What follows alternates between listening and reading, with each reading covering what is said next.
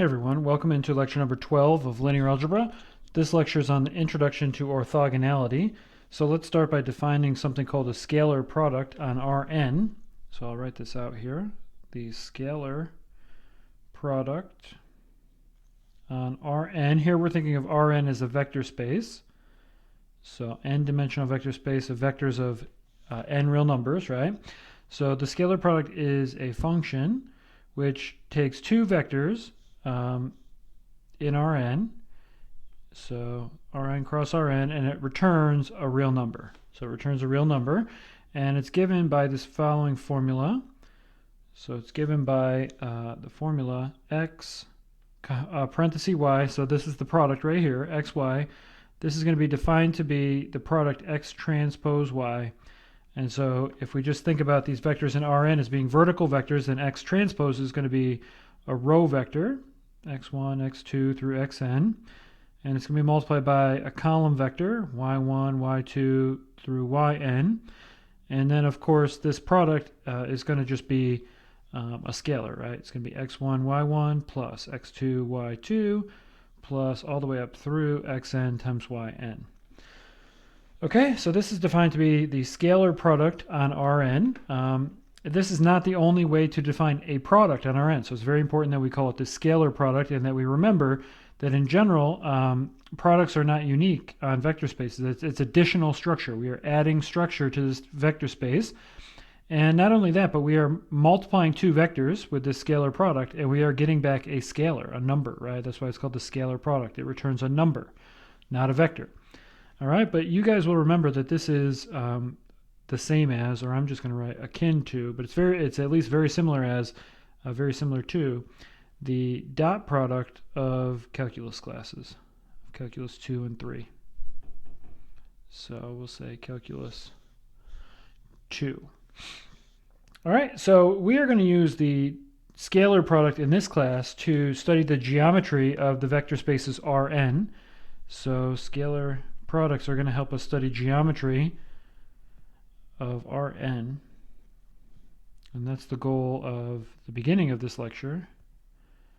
So the geometry of Rn. So let's define now how are we going to measure the length of a vector, the distance between two vectors, and then the angle between two vectors. So those are the things that you need to be able to measure if you want to study geometry. All right, so here's our first definition. The length of a vector is just going to be, it's something that we've already studied, right? It's going to be the magnitude of the vector. So we'll call this the Euclidean length. So the standard length is another way to say this, but the Euclidean length of a vector x that lives in Rn is defined to be, it's exactly what you would expect it to be, right? So it's defined to be the magnitude of x, which is the square root of the square, but in this case the square has to be the scalar product of x with itself, right? So another way to write this is it's the square root of that parentheses notation, x comma x in parentheses. That's the other notation for the scalar product that we defined up here. And then of course if you just write this out component-wise, you're going to get it back exactly the formula that you learned for the length of a vector whenever you first studied vectors in a calculus or an algebra class. All right, so it's the sum of the squares of the entries added up and then take the square root. Okay, so that's the length of a single vector in Rn. That's how we define the length of a single vector.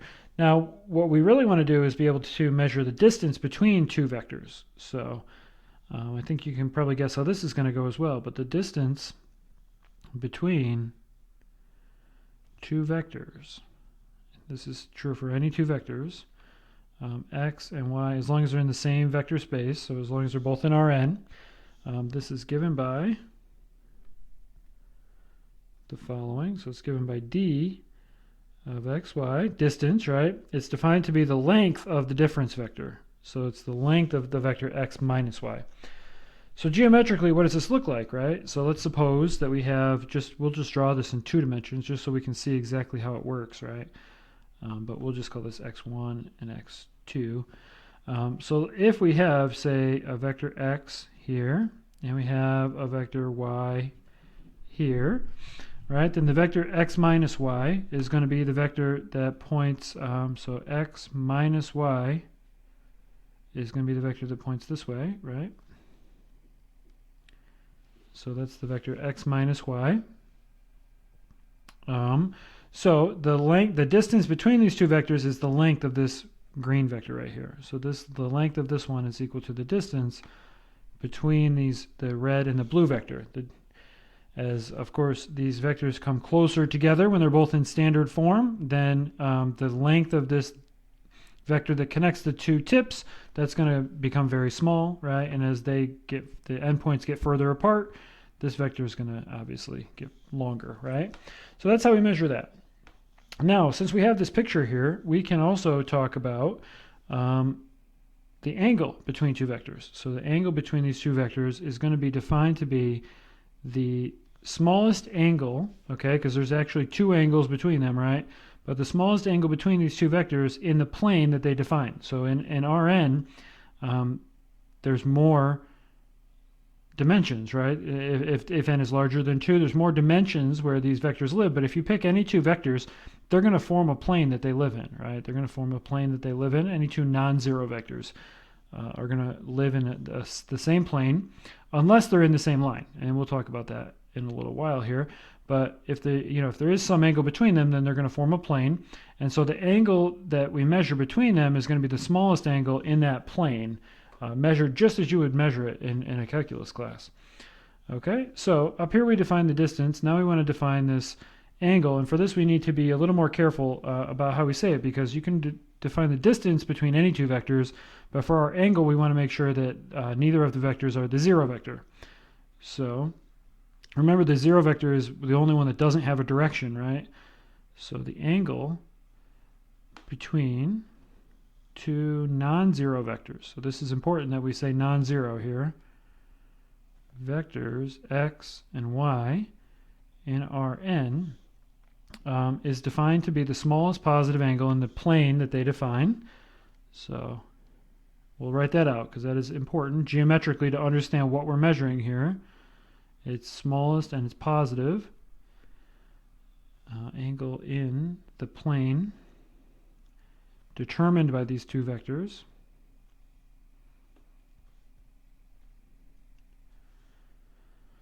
All right, and we want to try to compute this, right? We want to work out a formula for this. So essentially what we have to do is just apply the law of cosines here. So we're going to apply the law of cosines to work out a formula actually for the product, the scalar product x transpose y.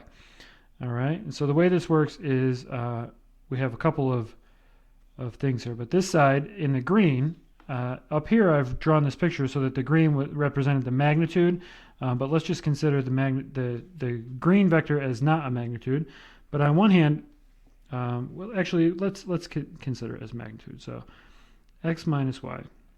Yeah, so let's do it. That's a better way, actually. So we want to consider this triangle here, and the lengths of these vectors are the side lengths of the triangle, right? So subconsciously there, I was doing the right thing, even though I thought I was doing the wrong thing. So it's all right. So now the triangles, the side lengths are the length of x, the length of y, and then the length of x minus y.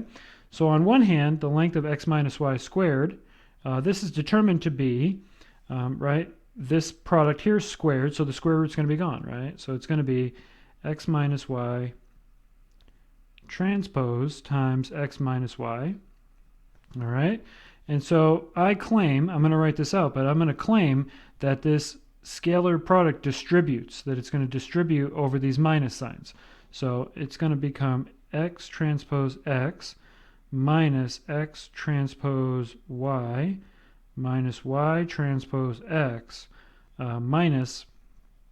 plus now, minus y transpose y.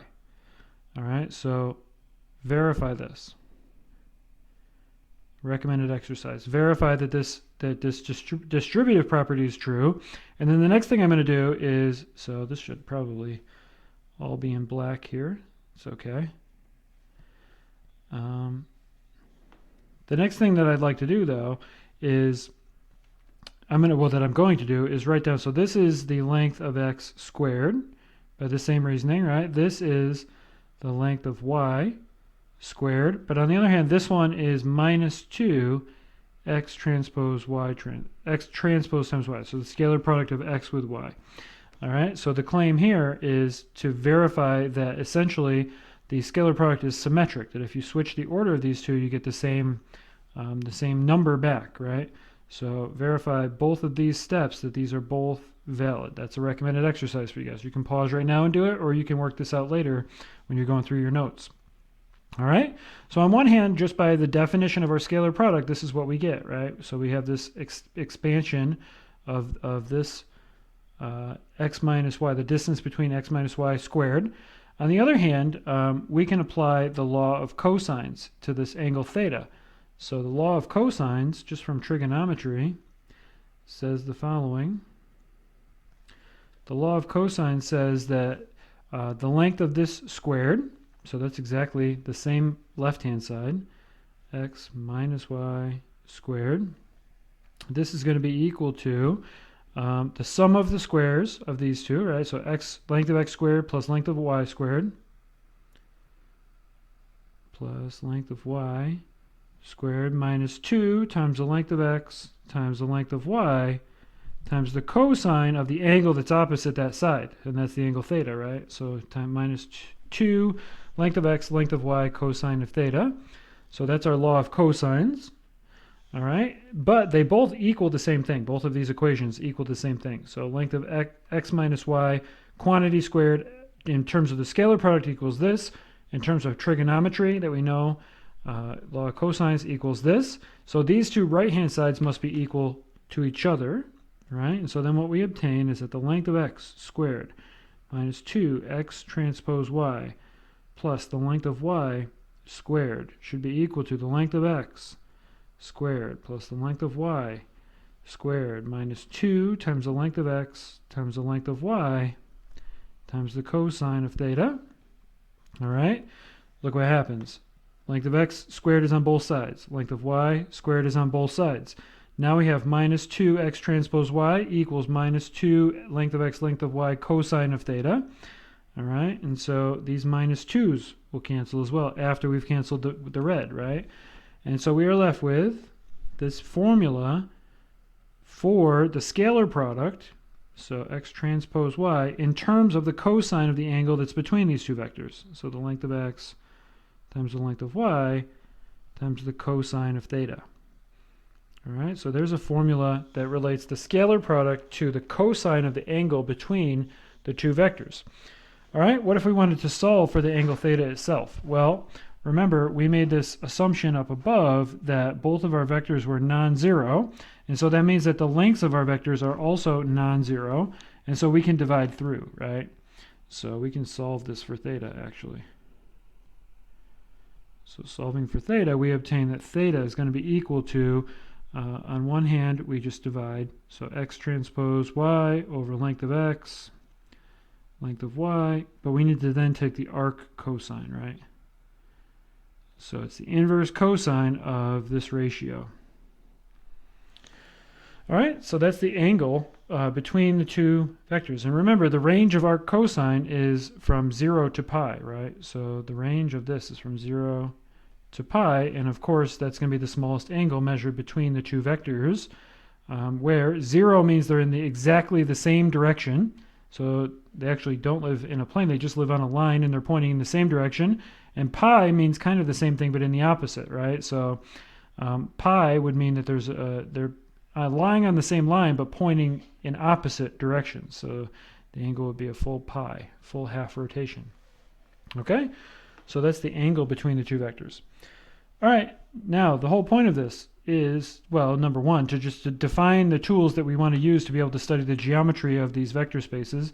But then if we go back to the beginning here, this says that we're supposed to be studying an introduction to orthogonality.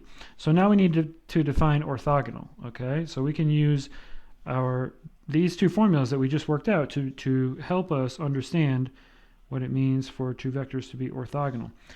All right, so I'm going to write the definition first, and then we'll get into what does it mean. But two vectors, x and y, in Rn are said to be orthogonal.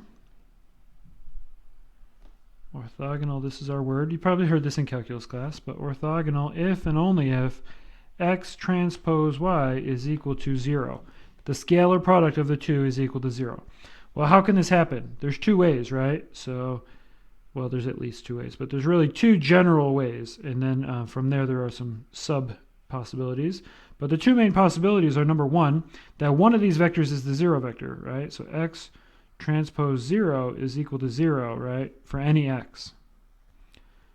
So for all x in Rn. The 0 vector is orthogonal to every other vector, okay, including itself, by the way. The 0 vector is the only self-orthogonal vector.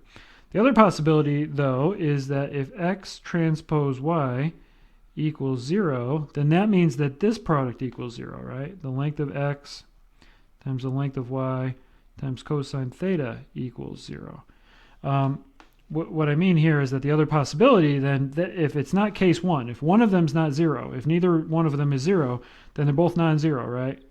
So in this case, this is 0, but the length of x and the length of y, neither of those are 0, right? So what does that mean? So that means that cosine of theta is equal to 0. And of course, we know then that means that theta must be pi over 2, because remember, we're going from this range for the arc cosine, right? So the angle's between 0 and pi. So the only way that that can happen is that the angle is pi over 2.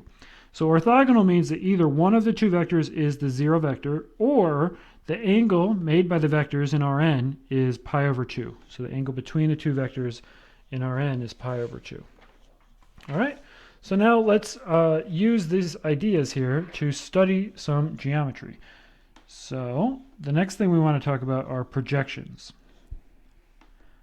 So this is item number 4. There are a couple different types of projections that we're going to talk about.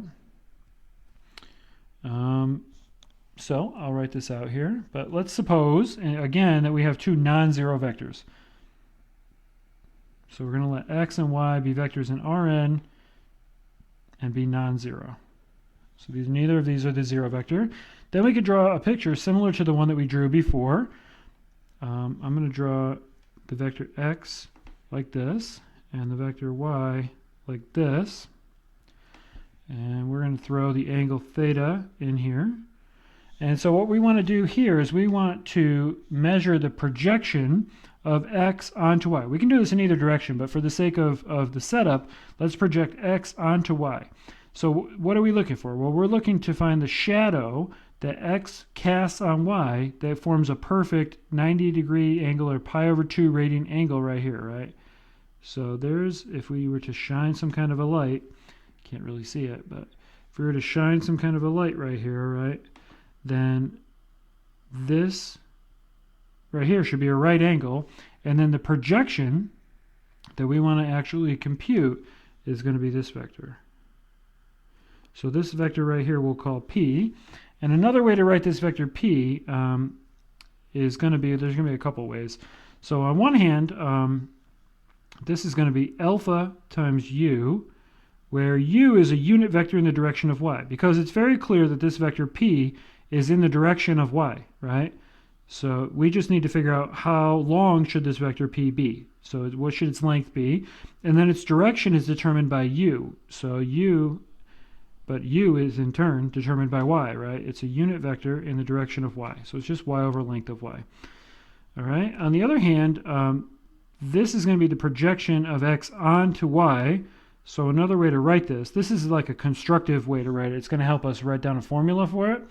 But another way to write this, and we write it this way in calculus classes, is that this is going to be the projection onto y of x. All right, so that's P. So that's another way to write our vector P. So let's try to work out a formula for this P before we go on any further. All we really need to do for the first step is to find alpha, right? And the alpha is going to be the length of this segment, right? Thought of as a line segment. The length of this arrow thought of as a line segment. Well, again, we can use the cosine of the angle, right? Because we have the adjacent side to the angle theta is going to be alpha, and the hypotenuse is the length of x, right? So that means that the cosine of theta is equal to adjacent, which is alpha, unknown, divided by the length of our hypotenuse, which is x. And this tells us that the alpha right? The alpha, the length of this vector, is going to be the length of x times the cosine of theta. All right, this is called the scalar projection of x onto y. This alpha gets a name itself, right? Scalar projection of x onto y. But it's called the scalar projection. All right, it's just a number. Now, if theta is between pi over 2 and pi, in other words, if it's over here, this is going to be negative, right? Because it's going to flip the direction. So this alpha could be negative. Alpha could be negative. Cosine's allowed to be negative, right? And it's not coming from the length of the vector, so it would have to come from alpha. Now that we know what alpha is, we can try to get this in the form of y, right? So in terms of y, I should say. We can get p itself in terms of y. All right, so let's see how this works. So p, remember, is equal to it's equal to alpha times u. Alpha is equal to this, so the length of x times the cosine of theta, and u is equal to the vector y divided by the length of the vector y. All right, this is correct right now, but we can do one more thing to this, and I'm actually going to do it by moving this cosine over a little bit. But we can multiply top and bottom by another copy of the length of y. Okay, top and bottom, I've squared it down here, I multiplied by 1 up here. And what this ends up doing then is saying, okay, that's our scalar product, right? And this is the length of y squared. And this is just a vector. This is a vector. So let's separate it out, actually, right? Separate that vector out from the rest of it, the length of it. And what we end up with is this formula. So remember, this is the scalar product. So this portion right here we just worked out. That's the formula for x transpose y in terms of trig, divided by the length of y squared is just y transpose y, right? This is all a number, and then we multiply by the vector y because that's the direction that the vector is in.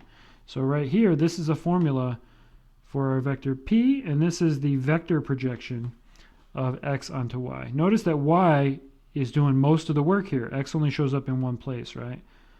But this is the vector projection of x onto y. Okay, so these are our different projections. Now, there's one more vector here in this picture that we're going to care about, all right? And so that vector is this one that I've colored in orange. I first had it yellow. This one I'll call z. But z is the difference vector. It's x minus p, right? In this picture, z is x minus p. So z here is x, whoops, z is just the vector, right? X minus p. Z is vector x minus p. And so this vector is going to be extremely important as we move forward. And sometimes this is called the orthogonal projection of x onto y. Notice that it's not really onto y though, right? It's orthogonal to the projection vector itself. All right, so I'm going to just write here orthogonal to p. That's important. It's done that way by construction, right? So it's orthogonal by construction right here. Okay, so that gives us a right triangle. But this vector z, again, I don't want to name it the orthogonal projection because sometimes p itself is called orthogonal. I mean, there's different areas of math where these are called different names. But the vector z is going to be extremely important for us moving forward, as it is kind of the orthogonal complement in some sense to p. All right, so let's use this idea then to try to solve a geometry problem. All right, so let's start now. This is going to be item number 5. Here's the problem that we want to try to solve now. We want to try to find the distance in R3.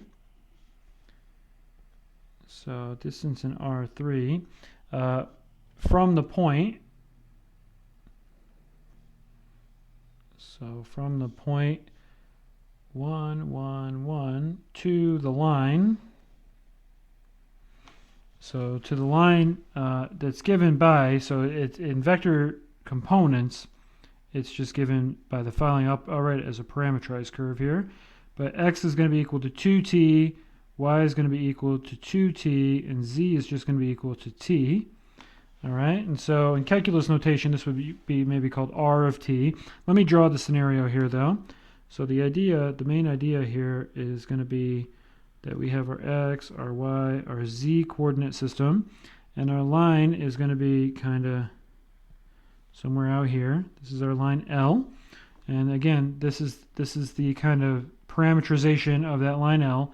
The point P, we'll call it P, is just going to be 1, 1, 1. It's going to be off the line over here.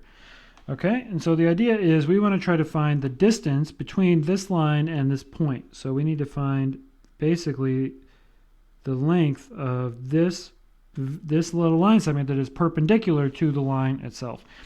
All right, now we can use this parameterization to help us, because what this means is that the line is in the direction of the vector 2, 2, 1. I'm writing this in calculus notation right now, right? T. In our notation, it would be something like 2, 2, 1 times t. And as t varies, then we would extend out the line in either direction. But the idea here is that, okay, maybe our direction vector looks something like this, right? At the same time, we can connect the point P to the origin to make this into a vector. We can call this one u. And so this one is already going to be in standard form then, right? This is just going to be 1, 1, 1. And again, our v itself, without the t, v is just 2, 2, 1. And so now what do we need to do? Well, we need to find, if we want to find the distance, we need to find the length of this vector, right? So this vector z, that's going to be the distance between the point and the line. So this is the vector z that we just talked about, right? We have to first find the projection, then compute z, and then go from there, right? So let's do it. So the first thing we need to do is find a unit vector in the direction of v. I've already called something u here, so let's just call it y. Y is a little confusing, right? So actually, let's call it w. So let's say w is going to be v over the length of v, right? Well, the length of v we can compute is just going to be 3, because it's 4 plus 4 plus 1 square root. That's 9 square root is 3, right? So this one's going to be 2/3, 2/3, and then 1/3 when we work this out. So there's a unit vector, and I'll just draw it like that. We'll say that one's w. So w is a unit vector in the direction of the vector v. That means then that our alpha, we can now compute our alpha, right? So alpha is then going to be the length of the projection vector. So remember from up here, our alpha is x bar cosine theta. There's more that we can do with this actually, right? So I didn't write this up here, but we could do the same trick that we did right here, because we don't know the angle theta, right? So instead, we can do the same trick that we did down here, which is we can write alpha equal to the length of x cosine theta, but we can squeeze in our length of y over length of y, and then that means that our alpha, a formula for our alpha is going to be that it's just going to be x transpose y, scalar product, over the length of y.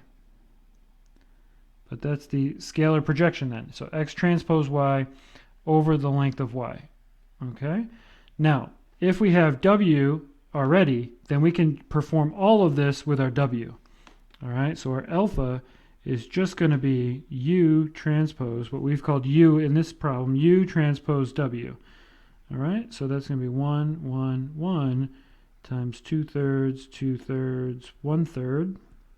And so this is going to be 2, 4, 5/3, right? So 5/3. So there's our alpha. And now our vector p is going to be alpha times u, of course, right? So vector p is alpha times this. So let's write it.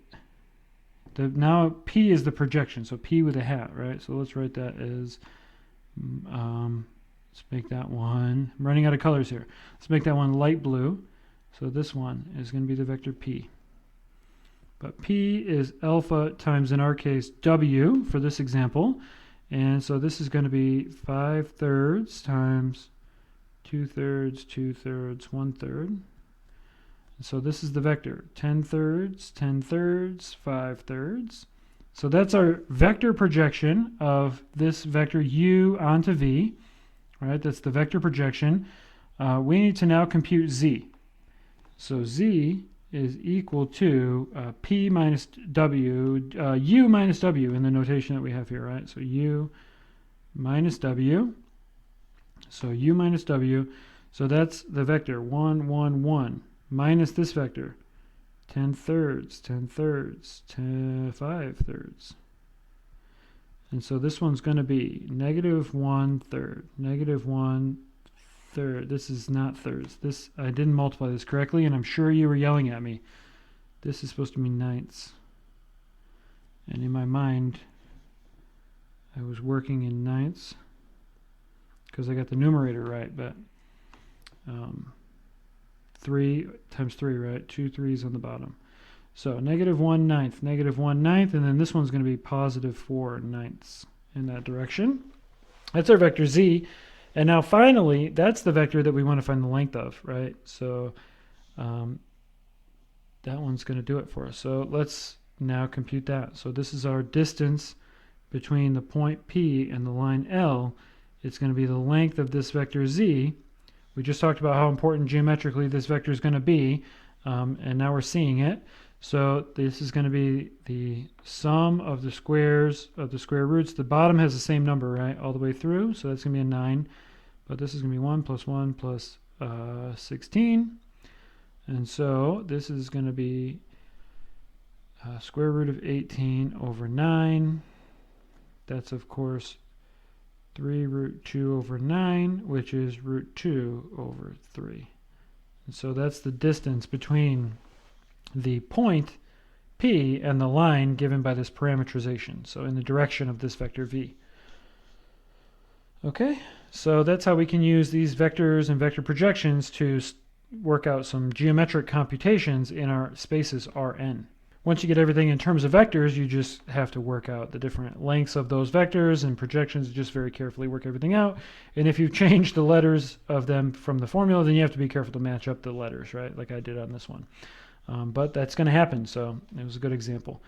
All right, so now what we want to do is talk about orthogonal subspaces. So first we need to define them. So here's our next definition.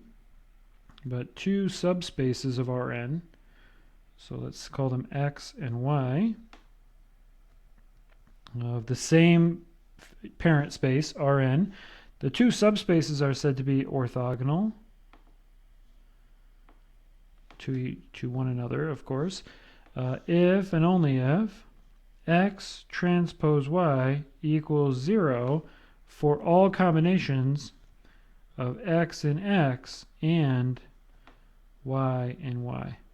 So if every pair of X in X and Y in Y is orthogonal to one another, then these are called orthogonal subspaces. Notice we had to assume, we didn't have to, but we have assumed these are subspaces, not just subsets of Rn. Okay, and so in this case we write that X, capital X, the subspace is perpendicular to Y. So it's orthogonal to Y, but we use the perpendicular symbol from algebra or from geometry class, right? And that's because of the relationship with the angle, the pi over 2 angle. All right?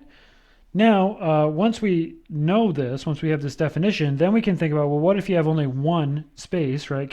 One subspace, can you find the largest orthogonal subspace to your given space? So, and the answer is yes, and here's how we define it. So let's let Y be a subspace of Rn. Remember, this symbol, when I write less than or equal to, means subspace, not just subset, but subspace.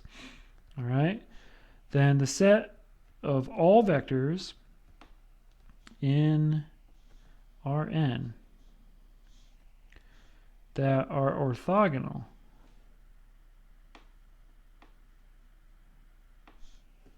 to every vector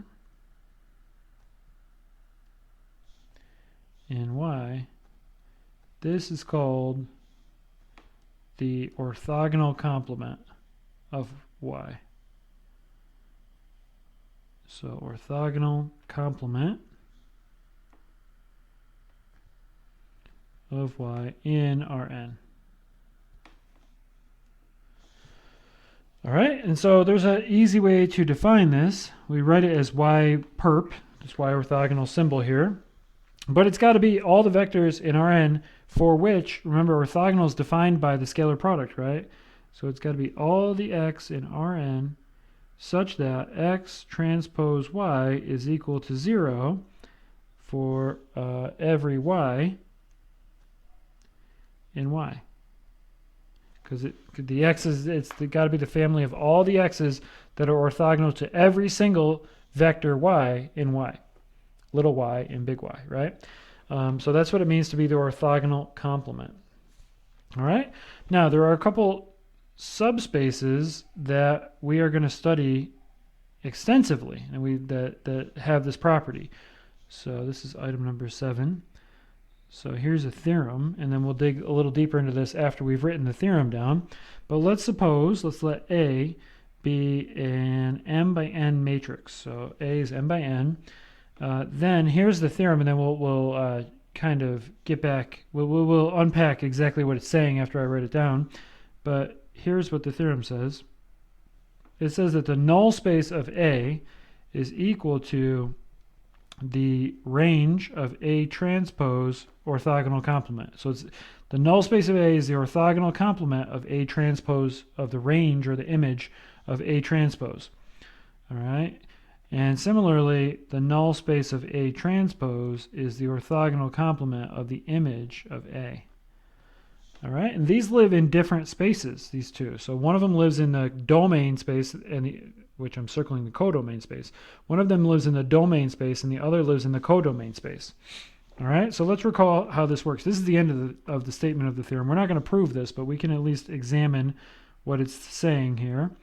But remember that if a matrix is an Rm by n, then it can be considered as a linear transformation from Rn to Rn. So this is a linear transformation from Rn to Rm. So the matrix A itself works that way, right? So I'm going to just draw a couple, happy spaces here. So there's Rn. Here I'll draw slightly different. I'll draw like 3-dimensional. You can only draw so many dimensions on paper, right? But this will represent Rm. And the idea here is that a matrix A multiplies by vectors in Rn, n by 1, and returns vectors in Rm, m by 1. And so as it does so, it does it linearly. It's a transformation, right? Remember that the null space of A is a set of all vectors that live in the domain space, which map to 0 in the codomain, and that always forms a subspace, right? So maybe the null space of A looks like this. It's a vector space. It's a subspace, right? It's always got to include the 0 vector. So maybe the null space of A looks like this. Okay? And then we have, other properties as well. Rank nullity theorem. There's all kinds of stuff that we've studied with the null space and the image, right? But furthermore, so what this is telling us then is that the transpose matrix, which now the transpose lives in Rn by m, so it maps the opposite direction, right? It's not an inverse. The transpose is not an inverse, but it does go in the opposite direction. It takes vectors that live in Rm and it maps them back to Rn. And what this theorem is telling us is that the range, or the image, I should say, of A transpose, they're the same thing, right? In this class, we've defined those words, range and image, to mean the same thing. But the image of A transpose is going to be a subspace always, right, of Rn.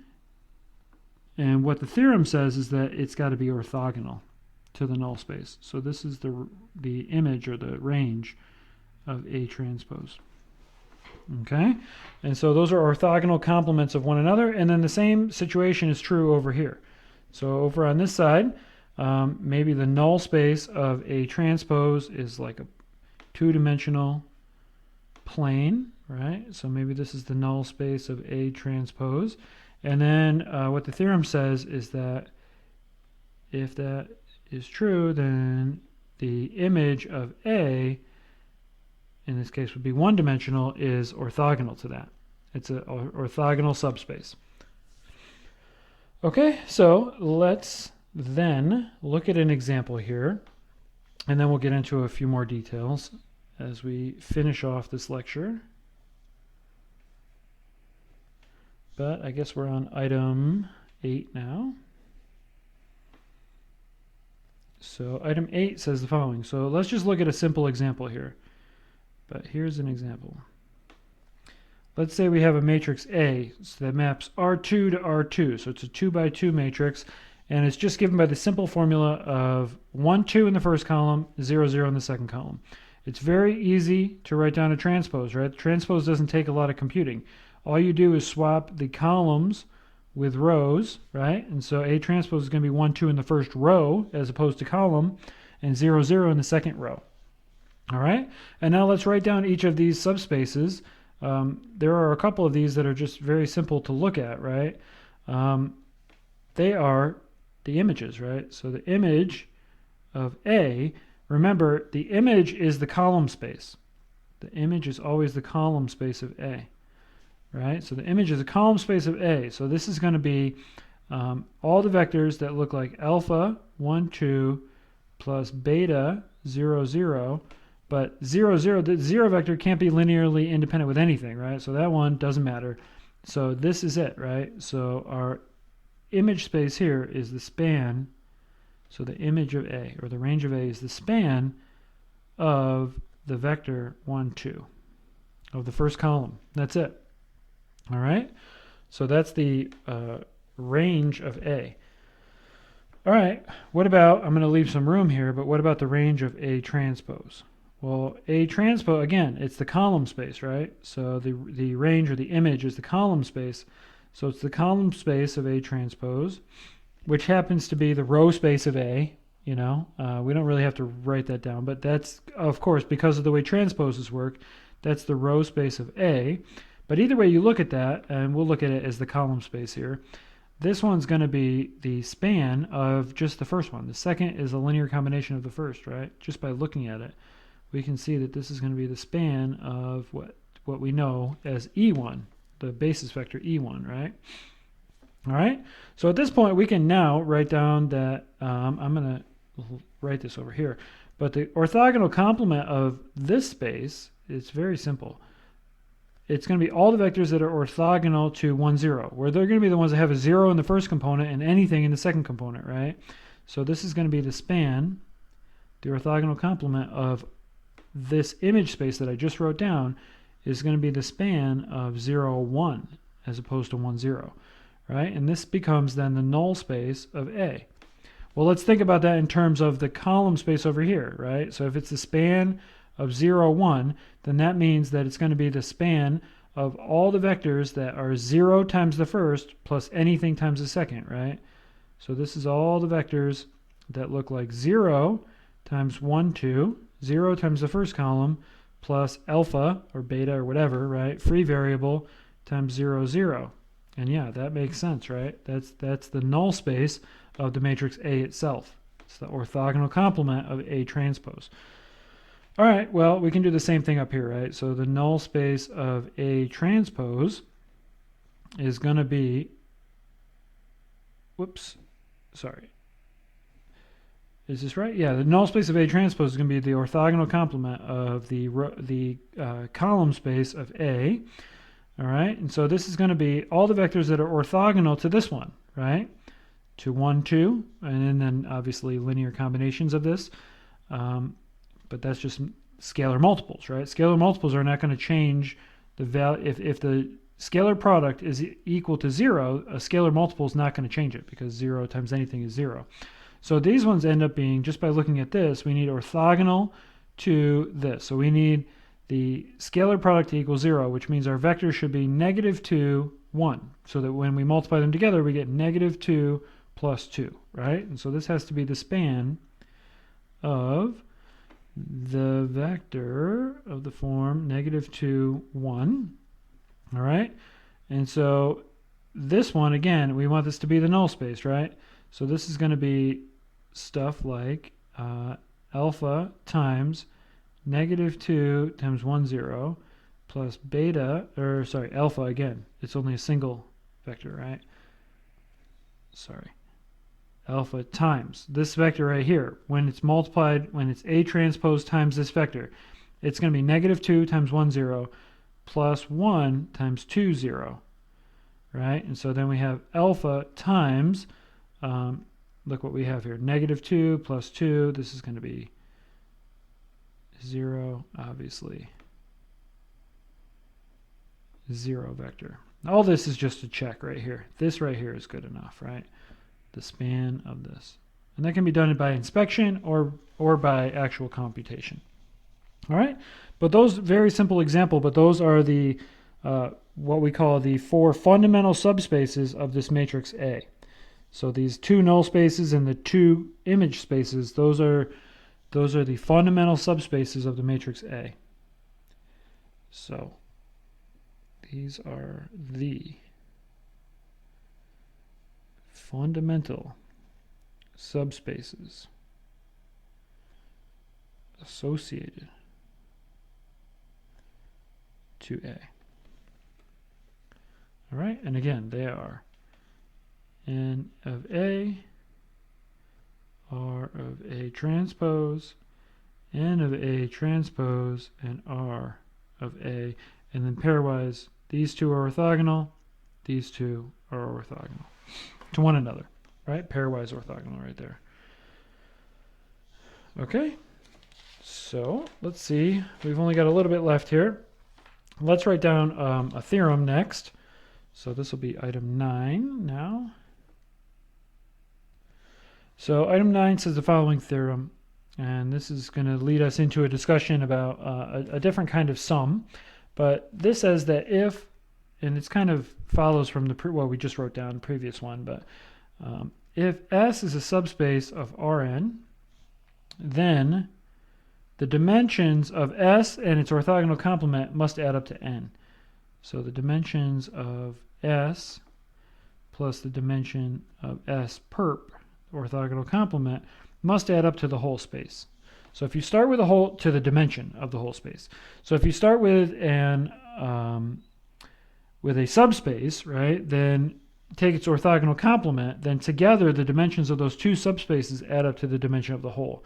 And what that means then is that you can break up any vector in the space to have a component in the directions, of the subspace itself, and then the rest of them you can make sure that they are orthogonal to the subspace.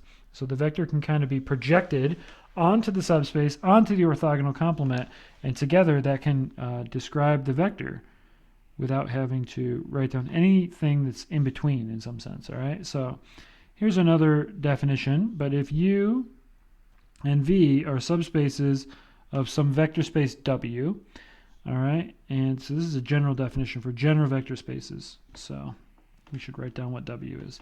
But U and V are subspaces of W, where W is a finite dimensional vector space. And if every or each W in W, so each vector in W can be written uniquely. This is the key here. But it can be written uniquely as a sum. So W is equal to U plus V, where U is in S, or sorry, U is in U, of course, right? So little u is in U, and little v is in V. Then we say that W, big W, is a direct sum. This is what we're defining here. It's a direct sum of U and V, and we write this out as W equals U circle plus V. So this circle plus denotes that it's a direct sum, meaning that the sum is unique, right? And every W in W can be written uniquely, that's the key, uniquely as a vector in U plus a vector in V. So there's only one way to do it. That's what unique means, right? So here's a theorem, which is actually a corollary of the previous theorem, but we'll write it out as a theorem itself. So it's a corollary. It says then that if S is a subspace of Rn, right, then Rn is equal to S direct sum S perp. So a subspace plus its orthogonal complement is always a direct sum. You can take the direct sum of the two of them and get back the entire space. All right, and so this is exactly what we just talked about. That essentially this means that every vector can be decomposed into one part or component that's in S and a separate component that's in S perp. All right, so again, that's the consequence here then. So that every x in Rn can be, in this scenario, can be decomposed as x is equal to, uniquely, by the way, that's the key, uniquely as x equals x sub s plus x equals plus x sub s perp. So it's got components in S and S perp, so the orthogonal complement to S. All right, now we're going to finish this off with the following, but what this means then in terms of a matrix, right? So thus, given a matrix A in R m by n, then what this tells us then is that Rn is equal to the null space of A direct sum with the row space, or sorry, the image, which is actually a column space, right, of A transpose. All right, and Rm is equal to the image of A, R of A, plus direct sum, the null space of A transpose. Okay, so to end this lecture, what we would like to do, this is the key to the whole thing, by the way, what we just wrote down right there. What we would like to do then to end this lecture, this is number 10 now, is to end with an example. All right, in this example, A, the matrix is given by 1, 0, 1, 1, 1, 3, and 2, 1, 4. So what I would like to do, I would like you guys to find a basis for each of these fundamental subspaces. So find a basis for n of A, for R of A transpose, n of A transpose, and R of A. Okay, so take a moment, work this out. You can do this in any order you want. A couple of these are easier than the others, or more straightforward, I should say. But think it through. What's the best way to do it? Give it a good shot. And when you come back, we'll finish this one off together.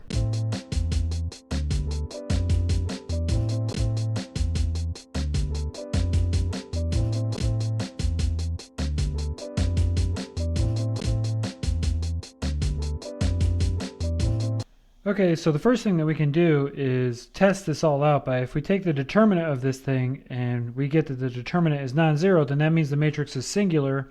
Sorry, if it's non-zero, then the matrix is non-singular, and therefore the null space would just be 0, right? And so then we'll be pretty much done at that point. So let's try that first.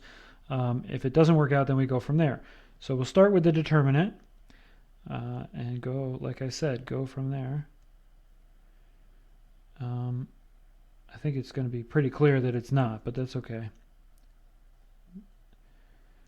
It's worth checking. So we're going to go through the steps in a way that makes sense. So we compute the determinant the usual way. I'm writing out this method that I like to use. Right? So the determinant is going to be 4 plus 1 plus 0. And then it's going to be minus, this one's going to be 0 plus 3 plus 2.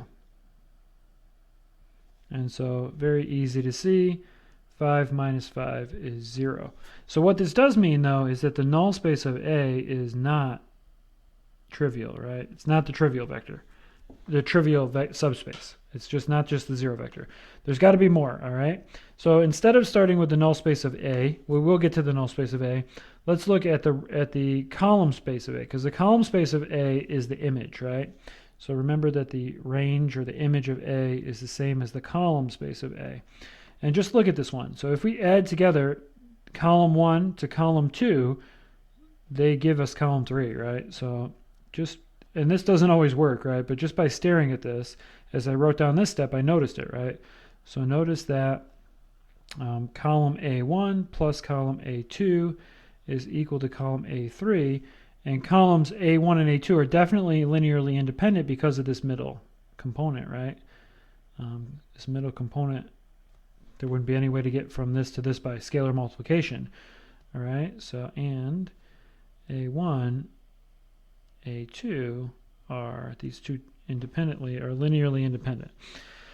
All right, so that gives us exactly our R of A, all right, R of A. So this is going to be the span of these two vectors. So it's going to be the span of 1, 0, 1 and 1, 1, 3. All right, now before we go to the null space of A, we can compute, the null space of A is going to be one-dimensional, right? Rank and nullity, rank nullity theorem. So the rank here is 2. That means the nullity is going to be 1. So the null space we can compute in a minute. But before we do that, we can compute the null space of A transpose just by using our theorem from before, right? So not sure if this is the best way, but it is one way. The null space of A transpose is also going to be one-dimensional, and it's going to be the orthogonal complement of this, right? So the null space of A transpose is equal to the image of A orthogonal complement. All right, and so there are a couple ways to work this out. Basically, probably going to do it the long way here just for the sake of this example, but we know it's one-dimensional, right? But that's okay. So we need our vector x is going to be A, B, C. It's got to be orthogonal to both of these, right? To linear combinations of these, actually. So each of those individually. So this means that we get a couple different equations, right? The first one, this dotted with, or scalar product with this one is going to be A plus 0B plus C has to equal 0. And then this one is going to tell us that A plus B plus 3C should be equal to 0. All right. So our first one tells us that C is equal to minus A. Plug that into the second one, and we now get the A minus 3A. So minus 2A plus B is equal to 0. So B is equal to 2A, right? And so then what we end up with is one free variable, which is what we expected. And we end up with our A. We end up with 2A. And we end up with minus A. And so this means that this is not an equal sign here, but this gives us then that our null space of A transpose, right, is equal to the span. If we factor out that A, it's equal to the span of the vector 1, 2, minus 1. So that's one way to do it, just by getting a system of equations, by taking the scalar product of this vector with each of these to get your two equations. And there's 3 unknowns, but they can all be written out so that there's a free variable, right, and solve it all in terms of A, factor the A out. So that's one way to do it. All right, the other way is just take the transpose and solve the equation where A times X equals 0. A transpose times X equals 0. You'll get the same answer here. That's what we need to do now to find the null space of A, right? So the null space of A, we have not yet computed. So null space of A is going to be this A times X equals 0, and solve that equation. 0 vector, solve that equation. All right, so to get our null space of A, that's what we'll do. All right, like I said, null space of A, this is going to be 1, 0, 1, 1, 1, 3, and then 2, 1, 4, augmented with the 0 vector here, and then we'll just go through this and REF it, right? So the first thing I'll do is row 3 minus row 1, replace row 3. So 1, 1, 2, 0, 0, 1, 1. This one's going to be 0, 2, 2. Right-hand side's all 0. Then obviously row 3 is unnecessary here, right? So you just do row 3 minus 2, row 2, replace row 3. That one's going to be 0. And we knew this would happen, right? So 0, 1, 1, 0, 0, 0. We knew there was at least we knew that there was exactly one dimensional null space. And then let's get this in RREF form. So now we need to subtract this, right? So R1 minus row 2, replace row 1. And so this will give us 1, 0, 1, 0 over here, right? 0, 1, 1, 0, 0, 0, 0, 0. And so this matrix is now in RREF form, right? And by the way, if we hadn't noticed so easily up here that the column 3 was the sum of columns 1 and 2, now we can see that columns 1 and 2 are linearly independent and column 3 is dependent, right? Because of the way the RREF works. And remember that the way the column spaces work, these are not the basis, right? You have to go back and take the columns from the original matrix to get the column space, but those are exactly what we had before. We worked out the null space already, right? But now look at the two remaining things that we were looking for are the null space of A and the row space of A transpose. Sorry, the column space of A transpose, which is the row space of A, right? The image of A transpose. So let's do first the null space, because that's what we wrote out here, right?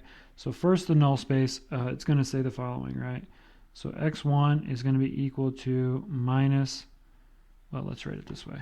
Let's get everything, yeah, x3 minus x3, x2 is going to be equal to minus x3, and x3 is going to be free. This is the free one, right? It's not a lead variable, it's a free variable. So this means that the null space of A is equal to the span of the vectors of the form. If we make the free one actually equal to -1, right, then this will be 1, 1. So 1, 1, minus 1. Or you could do -1, -1, 1. Doesn't matter, right? It's all the same. So there's our basis for the null space of A. Here's our null space of A transpose. Here is the column space of A, which is the range of A. And then finally, the last one that we're waiting on here, right, that we're working toward, is the range or the image of A transpose, which remember, this is the column space of A transpose, but that means that it's the row space of A, right? The row space of A is spanned by the linearly independent rows here, the rows with the leading ones, right? So the row space of A is going to be equal to the span. Just take these rows, right? And RREF preserves them. We can use these exact rows, right? So 1, 0, 1 and 0, 1, 1. And so that's how we can compute the image space of A transpose. And so now those are the 4 fundamental subspaces, and those are bases of the 4 fundamental subspaces of this matrix A with rank 2. So notice that when the rank is 2, the image spaces have dimension 2. If the nullity is 1, then that means that the null spaces have dimension 1. Okay, so that's it for this lecture. I'm going to leave it here, and I'll talk to you guys in the next one.